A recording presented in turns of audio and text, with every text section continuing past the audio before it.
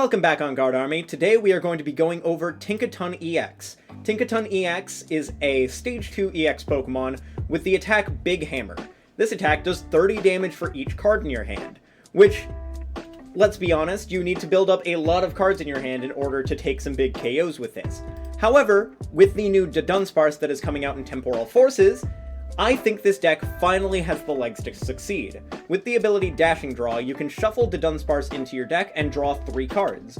This is 3 additional cards by just shuffling something into your deck that you can now reuse, so you can just keep stacking draws on the field. With up to 4 of these on the field, you could be drawing 12 cards, which is insane. In addition to that, you also have cards like Bibarel and a bunch of other draw supporters that just draw raw cards into your hand. In addition to Nemona's Backpack to put Nemona's back into your hand, you're drawing a lot of cards throughout this game. To start, we have 3 of the Tinkaton EX with the Big Hammer attack to do big damage based on the amount of cards in our hand. Unfortunately, we do lose Melodic, which means that we are susceptible to, Iono. However, Dudunsparce being a Pokemon that stays on the field, and in tandem with Bibarel to refill our hand to 5, we can go Bibarel to 5, Dudunsparce to 8, play Nemona, you're at 11, dealing 310 damage with DTE, or 330 with Neo+Upper+Energy. We also have 1 of the Baby Tinkaton. The Special Hammer can be used with Neo+Upper+Energy as well to just do 180. This is a great way to get around things like Mimikyu as well. And it has the ability Gather Materials, which lets you pitch a card from your hand and draw 3 cards, which can put you up to those numbers that you need to get those big KOs. Then we've got 1 Tinkatuff, so you can evolve up into your Tinkaton without needing to candy. We do play 4 candies, but this is in case you have a Tinkatuff, or a Tinkaton on your, a Tinkatink on your bench to evolve into Tinkatuff to evolve into Tinkaton on a turn that you don't have candy. Then we've got 4 Tinkatink. There are a couple different printings of this. You could play the 70 HP one if you're worried about a Valiant triple pinging your Tinkatink. I like this one because it has Collect, so you get to draw a card if the need arises. There is a 70 HP one that you wouldn't be able to attack with, but still has 1 retreat cost. I think it's good. It can also use Neo+Upper+Energy to retreat, because Neo+Upper, when attached to a basic, is worth 1. It's probably a situation that wouldn't really come up, but it's still an option to be sure. So we've got the 60 HP Tinkatink here, but you could play the 70 HP one if you wanted. And we're playing 4 of that. Then we have 4 of the new Dudunsparce. Once during your turn, you may draw 3 cards. If you do, shuffle this Pokemon and all attach cards into your deck. It also has the attack Land Crush, but we're basically never going to be using that. Then we have the Dunsparce, the Astral Radiance one that makes colorless Pokemon have no weakness, is unfortunately rotating, so we have this one. Theoretically, you could use Dig for a DTE to do 10 damage and then potentially be immune for the next turn. Could come up. Not going to be something you use super frequently, but could theoretically come up if you absolutely need your Dunsparce to stay alive for a turn so you can actually get some draw on the field. Then we have 1 Bibarel. This is mainly for our Iono proofing, otherwise we probably wouldn't really need this. This makes it where no matter what, at any point in the game, if your opponent Ionos you, you can draw it until you have 5 in hand, then you can use a Dudunsparce, draw to 8, you could use a second Dudunsparce to draw to 11, or play a Nemona, draw to 11, or you could play something like your Morty's Conviction, which we'll go over in a little bit, to draw some additional cards as well, situationally. And then we have the 1 Bidoof with Carefree Countenance, because it's basically a bench barrier for itself on the bench, which is always nice. Being able to protect yourself from snipe damage is great into things like Greninja, so if Greninja tries to pull up something and then snipe your bench, this is blocking it. But in addition to that, we also have 2 Manaphy. And the reason for 2 Manaphy is because Prime Catcher and Canceling Cologne is a absolutely nutty combo. For things like Lost Box or even Goldengo Palkia with the new supporter Cryptomaniac. I forget the specific second word in that, but it lets them set 2 cards on top of their deck, which then they can draw into with Good as Gold. which in most cases will be Prime Catcher and Canceling Cologne. So they will Prime Catcher up your Manaphy, Canceling Cologne, and then Greninja Snipe 2 of your things. You want to get down 2 Manaphies, so even if they turn off one of your Manaphies, your other Manaphy is still active, so you can still protect your things on the bench. That's why I think 2 Manaphies is important in this deck. You could theoretically, like, not care too much about that and just try to establish enough to evolve up regardless, but I like having double Manaphy in this particular deck, considering we're not really running any, like, 2-prize support Pokemon as well. So we've got 4 Nemona. This is like the only deck that Nemona is genuinely viable in. This deck, this card literally just draws 3 cards, so like in addition to the other cards in your hand, you're just putting more cards into it, which adds up the total for Tinkaton instead of discarding or shuffling them or putting them at the bottom of your deck. You're always just gathering more cards into your hand. And the main reason why this is good in this deck is because you can constantly have access to this with Nemona's Backpack, which puts 2 of these from discard pile back into your hand. Then we've got 2 Arezu. The Arezu searches your deck for up to 3 evolution Pokemon that don't have a rule box, reveals them, and puts them into your hand. With these, you could grab a Tinkaton, a Tinkatuff, and a Dudunsparce. So you have draw, something to evolve up on your bench so you can evolve it into Tinkaton next turn, and something to be able to candy into Tinkaton. Obviously, like, these combinations of which evolution Pokemon you'll grab will change, but Arezu is a fantastic supporter for getting your setup on turn 2.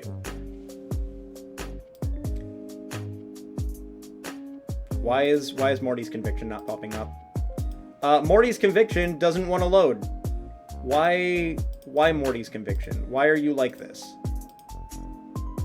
Okay, well, I'll just say what this does specifically. If you know what Zinnia's Resolve does, it's discard 2 cards from your hand and then draw as many Pokemon as your opponent has in play. This is that, but you discard 1 card from your hand and draw for each of your opponent's bench Pokemon. So this doesn't include their active, but so basically you're discarding 1 less card to draw 1 less card. But it can still be really good if your opponent has, like, all 5 bench filled or 4. You're netting an extra 3 or 4 cards, which is why this is only a 2 count, is because it can be better or it can be worse than Nemona, but it is a nice amount of draw to have, and a great option to have as well. Then we have Boss's Orders, which we have 2 of. Obviously, this is one of the most common supporters in the game. You switch your opponent's active, or opponent's benched to their active, so you're gusting something up to take a big KO with your big damage attack. Big Hammer. Then you've got 1 Miriam. This one's another raw draw card, but it also has a shuffle effect. So you can shuffle your Pokemon back into your deck after they get knocked out, or discarded, or something like that, and then you draw 3 cards. So this can keep your deck size without, like, it can prevent you from decking out, at the same time as drawing you additional cards. I love Miriam in this deck. I think Miriam is absolutely insane in this deck. Because, like, you don't really want to be playing Super Rod in a deck that doesn't have any basic energy. It would only be getting back Pokemon. This is like Super Rod plus draw, which is great with Tinkaton. Then we have a Roxanne. Normally, so this can keep us from, like, decking out by being able to shuffle things back into our deck. But it's also nice that this is one that is consistently going to draw us 6 after we get past a certain point in the game, while being a way to disrupt our opponent without hurting our own hand size in the late game. So I think Roxanne, just as a one-of, is a completely correct choice here. Then we have... Why is Buddy+Poffin? No, Buddy+Poffin's here. Buddy+Poffin!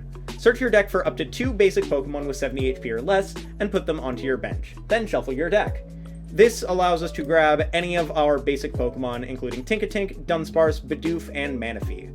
If we hit even one of these, we're getting a decent setup in the game. 2 of them, and we are absolutely off to the races.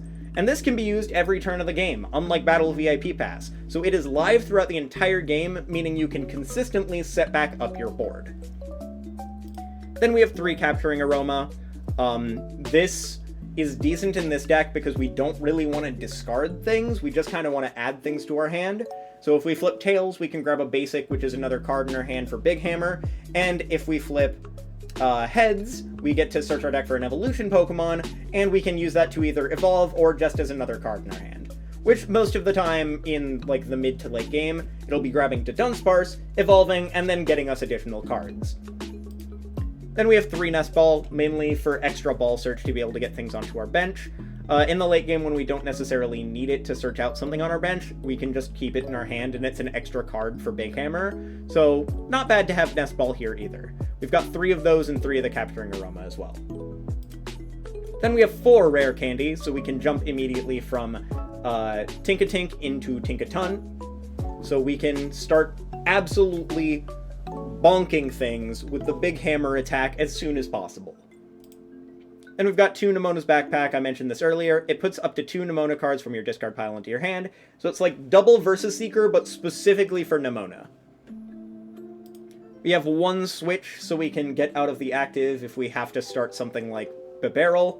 Our Dudunsparces we can shuffle even if they're in our active, so even if it's in the active, we can shuffle it back into our deck and draw 3. So those are kind of switches, but this is just 1 raw switch for if we get stuck in the active with something else, like our Manaphy or our Bidoof, or Bibarel. Then we've got 1 Energy Loto, because we're only playing 5 energy, so having another way to dig a little deeper for the energy is super important. It's nice to be able to hit the double turbo energy or the Neo+Upper+Energy at an earlier point in the game without needing to just, like, whiff and pass on a turn. Energy Loto is great for having that little bit of extra reach. A 6th out to energy is always appreciated. Then we've got 1 Counter Catcher. Since this is a Stage 2 setup deck, we're most likely going to go behind on prizes at the beginning of the game, so this can be a way where we can draw a bunch of cards and then gust up something to be able to KO it as well. Then we have 3 Artazon. This puts us at 13 basic search outs, which is great. Most of the time you are going to be starting with at least something to find you some Pokemon, so you can start getting set up. Artazon is our stadium of choice, and we want to be able to bump, like, Tina's Temple of Sinnoh, so Artazon is super important to have. Or at least some form of stadium, but this one's the best one because we're not playing something like Lumineon or any 2-prize support, or 2-prize, like, support Pokemons. So it's better to have a stadium that can help us with our setup. Then we've got 4 double turbo energy. This is what we are going to be attacking with Big Hammer with. It'll make us do 20 less damage, so we'd be hitting for like 280 if we have 10 cards in hand, 310 if we have 11 cards in hand.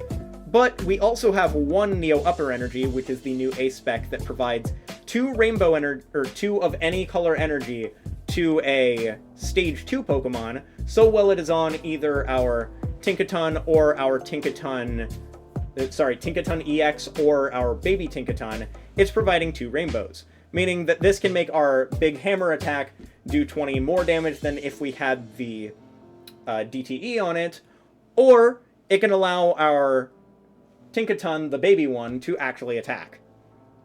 So this is the deck. Honestly, I'm a huge fan of this. It's felt pretty consistent in testing so far. It can hit those huge numbers super early on, and I think Dudunsparce was definitely the missing piece this deck needed. So let me hear your thoughts. Is there any other way that you would build this? Any other supporters you might include? Would you play like a Lumineon or a Rotom or something in order to kind of draw some extra cards? Honestly, I can definitely see an argument for Lumineon or Rotom and maybe like a Forest Seal Stone, but I wanted to go with like the have 1 big tanky EX Pokemon and the rest are just 1-prizers, so there's nothing really to gust. But I could be wrong about this build, so let me know in the comments below. Leave a like and subscribe if you enjoyed the video, and I will catch you all later.